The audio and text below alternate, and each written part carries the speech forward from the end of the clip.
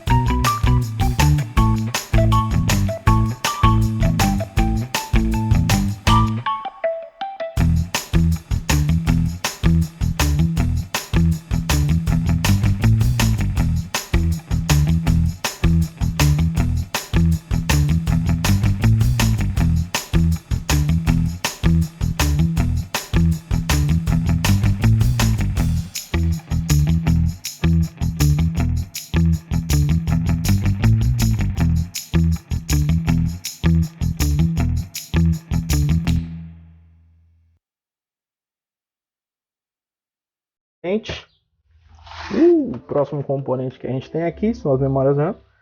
XPG Spectrix AD41, tá? Modelo RGB. Esse aqui são de 3.200 MHz. São dois pentes de 8, tá? Totalizando aí 16 GB. Vamos abrir aqui rapidinho aqui pra gente ver.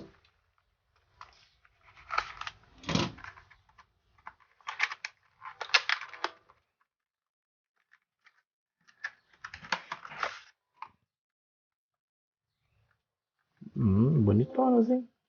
Esse aqui é certificado do Allianz Trufe. Trufe? Não, Tuff. Brincadeirinha. Por isso que elas têm essa marquinha amarelinha. Bala, show de bola. Vamos pro próximo.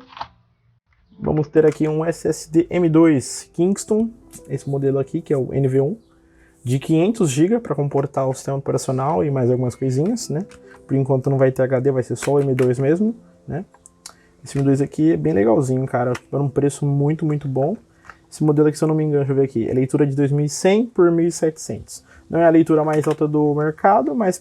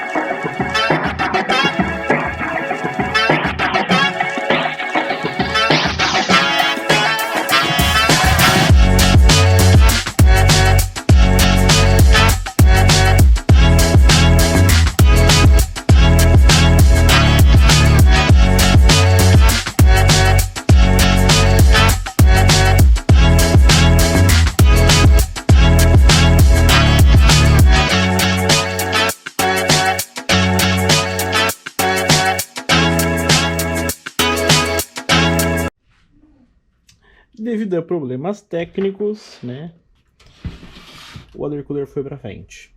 Por quê? Infelizmente o shield dessa placa-mãe, dessa Aorus Elite, é muito grande e o radiador bate aqui. No caso, as fãs batem aqui. Né? E aí não tem como parafusar o radiador em cima. Né? Então já fica a dica aí, quando vocês forem montar nesse gabinete, verifique e for colocar o water cooler em cima, porque como ele já vem com as fãs pré-instaladas na frente, verifique se o shield da sua placa-mãe não é um trambolho que nem esse daqui, beleza? Por enquanto é isso.